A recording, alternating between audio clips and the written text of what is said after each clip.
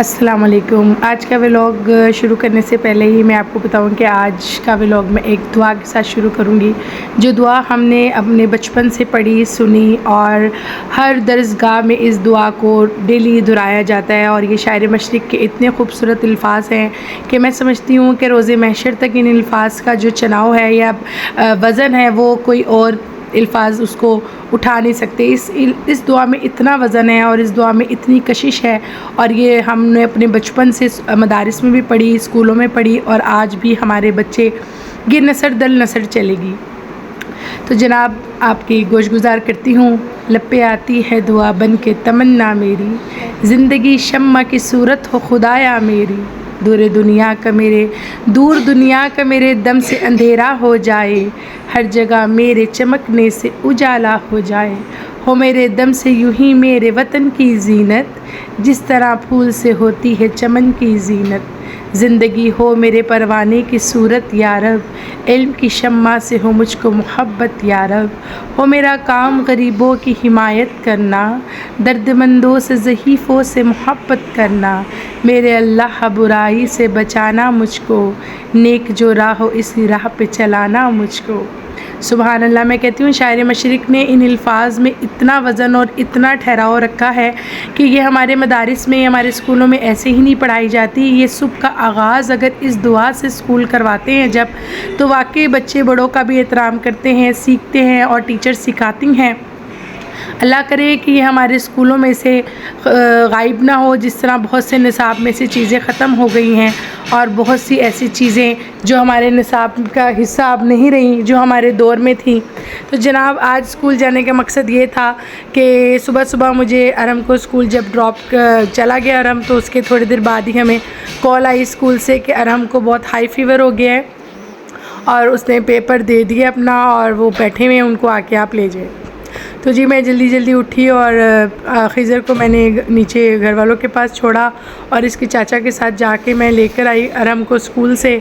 और स्कूल आते ही मुझे मेरे स्कूल की यादें ताज़ा हो गई इस कदर, और ये बस लब पे आती है दुआ बन के तमन्ना मेरी में दिमाग में मेरे गूंजने लग गई, क्योंकि हमारे स्कूल में बड़ा सा ग्राउंड था और वहाँ पर हम लोग जो हैं ये सुबह के टाइम लाजमी असम्बली में पढ़ते थे। और इसके अलावा एक जो तराना है हमारा कौमी, मैं कहती हूँ क्या बात है, ना ये लब पे आती भूल सकते हैं हम, ना कौमी तराना भूल सकते हैं। ये हमारी जड़ों में, ये हमारी रगों में हमारे असातिज़ा कराम ने पवस्त कर दिया है और हम उनका शुक्रिया अदा करते हैं। अल्लाह रब्बुल इज़्ज़त मेरे जितने भी असातिज़ा थे, अल्लाह पाक उनको सेहत और सलामती वाली ज़िंदगी दे कि जिन्होंने हमें इतनी अच्छी तलीम भी दी और तलीम के साथ जो है हमें अच्छे इखलाक और अच्छे किरदार वाले इंसान बनाया। नहीं तो आजकल जितना नफ्सा नफसी का आलम है, मैं समझती हूँ स्कूलों में बिल्कुल सही किया अब हुकूमत ने कि स्कूलों में मदारिस में मोबाइल फ़ोन पे पाबंदी लगा दी है, क्योंकि ये गैजेट है और ये सोशल मीडिया बच्चों की जो है वो जहन को माऊफ़ कर रहा है, जिससे बच्चों में बड़ों छोटों का एहतराम ख़त्म हो रहा है। हमारे दौर में जब टीचर गुज़रती थी तो हम लोग रुक जाते थे अपने बरामदे में या अपने स्कूल के कॉरिडोर में कि टीचर गुज़र रही हैं, और बाद में हम गुज़रते थे। बहरहाल जी अरम को मैं स्कूल से घर लाकर मैंने इसको डॉक्टर को चेक करवाया, फिर इसको सुलाया, थोड़ी देर मैं भी सो गई। फिर दोपहर में मैंने इसको शाम में खिचड़ी बना दी थी, वो इसने खाई, लेकिन इसका मूड बड़ा ऑफ था और मुझे कह रहा था मामा मुझे कुछ मीठा मंगवा दें आप। मैंने एक तो वैसे ही बैन आपको कि पता है किया हुआ है, बिल्कुल बेकरी आइटम्स मैं घर में मंगवाती हूँ ना, बाज़ार का कुछ खिलाती हूँ, ख़ुद बना के देती हूँ। तो मैंने सोचा चलो शाम की चाय के साथ ना इसको मैं बना देती हूँ आज बनाना ब्रेड। इस तरह इसमें बनाना भी होंगे और बटर से बना दूँगी, थोड़ी सी हेल्दी भी है ये और खा भी लेगा शौक़ से दूध के साथ, तो चले ना कुछ खाने से खाना बेहतर है। तो इसके लिए मैंने बनाना ब्रेड बनाई थी और वो मैंने बनाई थी आज ब्राउन बटर से, यानी कि बटर को मैंने जो है ना वो चूल्हे पे गरम करके उसका बिल्कुल जो उसमें खिचड़ी वगैरह होती है वो ख़त्म हो जाती है, फिर वो ब्राउन यानी कि पक जाता है ना, फिर उस बटर से मैंने इसको बनाकर खिलाई थी। अच्छा यहाँ पर मैंने लिया है जी बनाना ब्रेड बनाने के लिए मैदा, ऑल पर्पस फ्लोर, साथ में मैंने ले लिया है कोको पाउडर और बेकिंग सोडा मैं इसमें थोड़ा सा डालूँगी। और साथ ही साथ यहाँ पर हम ये बना रहे हैं जी अंडे, दही और ब्राउन क्या कहते हैं उसे, बटर के साथ। इसके अंदर मैं वाइट शुगर का इस्तेमाल भी करूँगी और ब्राउन शुगर का इस्तेमाल भी करूँगी। अच्छा, बनाना ब्रेड ना मैं 2 तरह से बनाती हूँ और कभी कभार मैं दूसरे बैटर से भी बना लेती हूँ जिसमें ऑयल जाता है, और कभी कभार अगर मेरे पास बटर हो तो मैं फिर ब्राउन बटर से बनाती हूँ। अच्छा, ये बड़ी सॉफ्ट और बहुत मज़े की बनती है, क्योंकि मैंने कहा चलो अब ये 1-2 दिन खा लेगा आराम से। दही भी फ्रेश रखा हुआ था, इसके दादाबू लेकर आए हुए थे।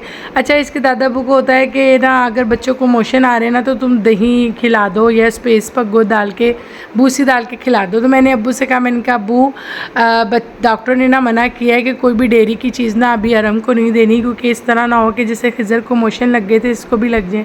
खिज़र तो कदरे माशाल्लाह अब बेहतर है, अब सोच रही हूँ खिज़र को स्कूल भेजूँ, लेकिन अरहम साहब की तबीयत अब ख़राब हो गई है और ऊपर से एग्ज़ाम्स चल रहे हैं।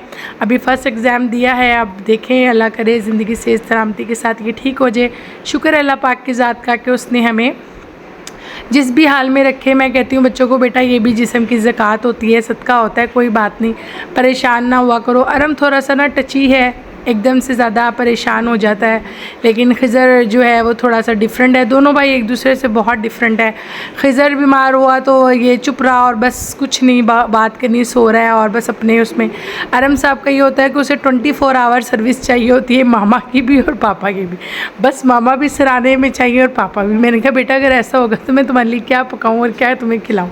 पहले दोपहर में मैंने इसको खिचड़ी बना के दे दी थी। ये शुक्र है कि ये खिचड़ी बीमार हो के ना खा लेता है, खिज़र नहीं खाता। खिज़र को मैंने बना के दी तो मुझे कह रहा है मैं को इतना बीमार नहीं हूँ कि आपने मुझे इतनी फीकी सी खिचड़ी बना दी, आइंदा नहीं आपने मेरे लिए बनानी, मैंने कोई नहीं ये खानी।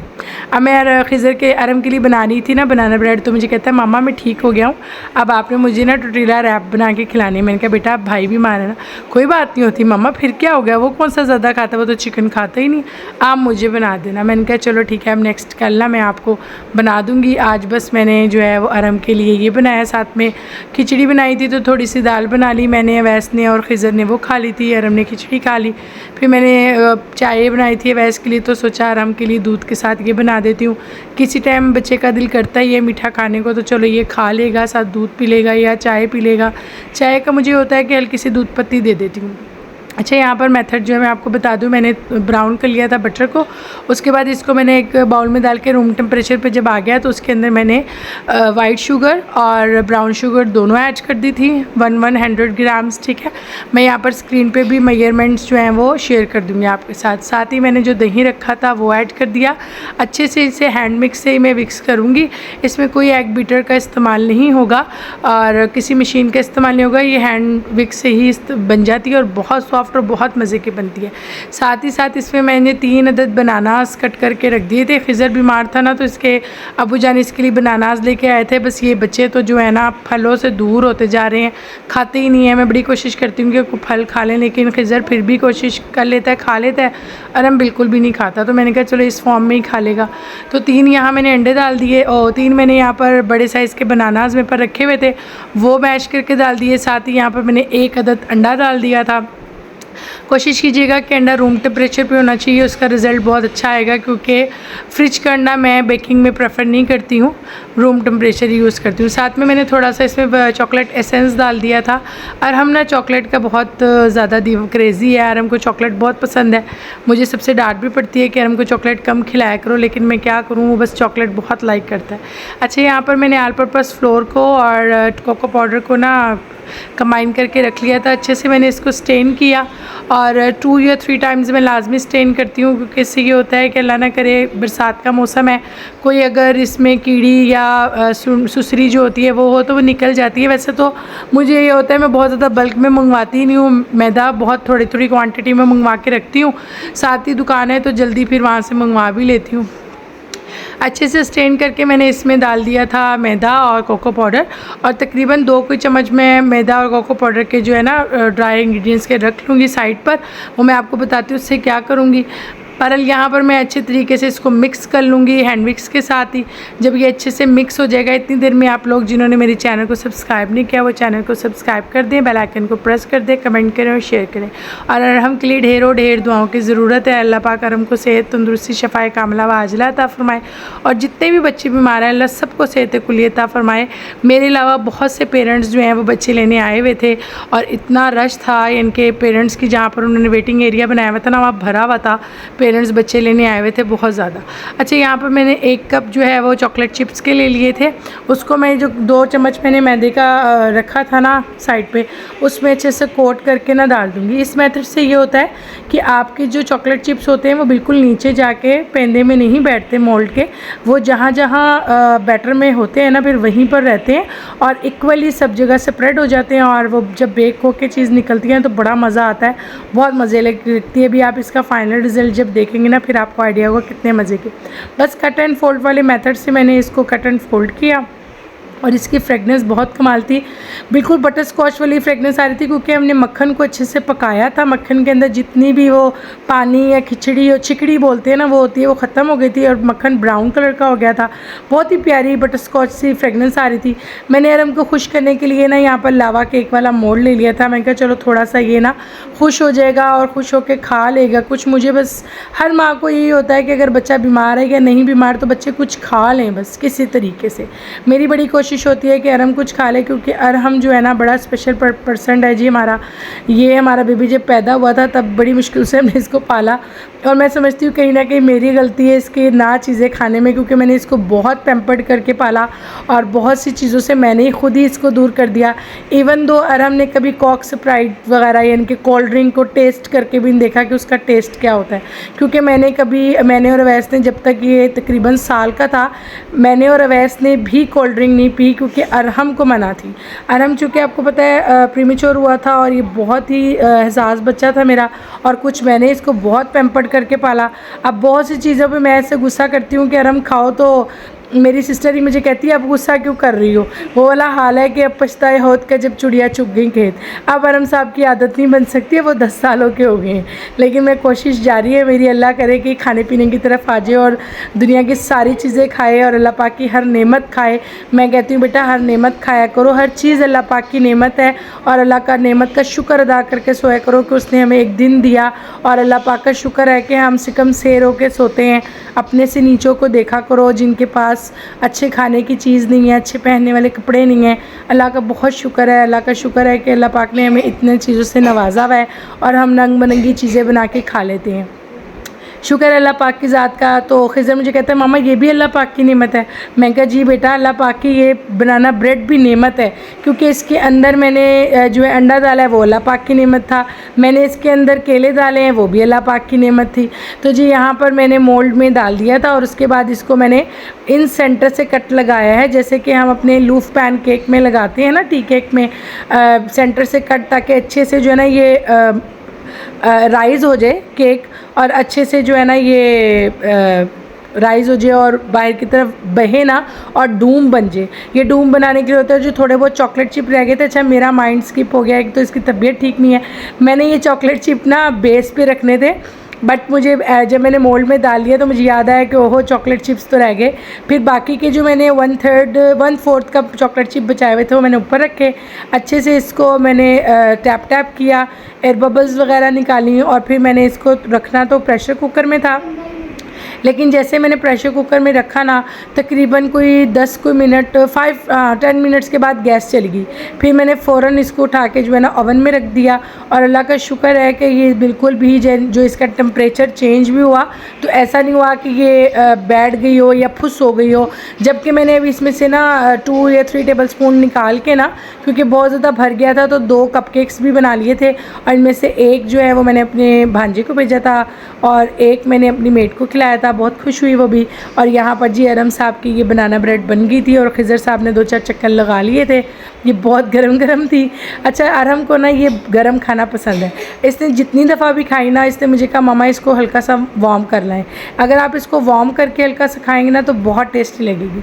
अच्छा मैंने पैन को ना बहुत अच्छे तरीके से ऑयल लगा के और फिर ऑल पर्पस फ्लोर डस्ट करके इसको वो छान लिया था, तो फिर बहुत अच्छे तरीके से ना ये डीमोल्ड हो जाता है चीज़।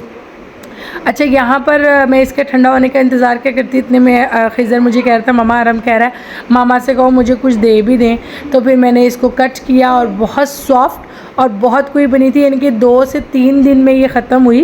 और हमने, क्योंकि मैंने अरहम के अलावा सिर्फ खिज़र को और इसके पापा को थोड़ी सी टेस्ट कराई थी, बाकी मैंने किसी को नहीं दी।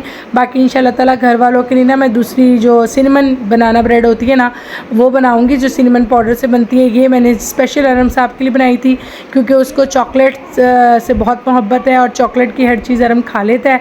तो मैंने कहा चलो ये सॉफ्ट सी अरहम जो है ना वो खा लेगा। बहुत सॉफ्ट बनी थी, बहुत ज़बरदस्त। ये खिज़र और उसके पापा इसको एंजॉय कर रहे हैं। अरहम साहब की तबीयत ख़राब है, उसने कहा मम्मा ख़बरदार मुझे व्लॉग में मत लीजिएगा आप। तो बहरहाल अरहम के लिए बहुत सारी दुआएं हैं, आप लोग भी दुआ कीजिएगा। अल्लाह का बहुत शुक्र है कि अल्लाह रब्बुल इज़्ज़त ने हमें बहुत सी नेमतों से नवाजा। अल्लाह पाक का जितना शुक्र अदा करें उतना कम। अवैस आपको ये वाली बनाना ब्रेड भी पसंद आई, लेकिन अवैस को ज़्यादा लाइक करती है वो जो मैं सिनेमन पाउडर से बनाती हूँ, तो मुझे कह रहे थे नेक्स्ट टाइम वो बनाना। अपना बहुत सारा ख्याल रखिएगा। अगर व्लॉग में कोई चीज़ पसंद आई हो तो चैनल को सब्सक्राइब कर दीजिएगा, वीडियो को लाइक कर दीजिएगा, बेल आइकन को प्रेस कीजिएगा और दुआ में याद रखिएगा। फ़ी अमानिल्लाह, अल्लाह हाफिज़।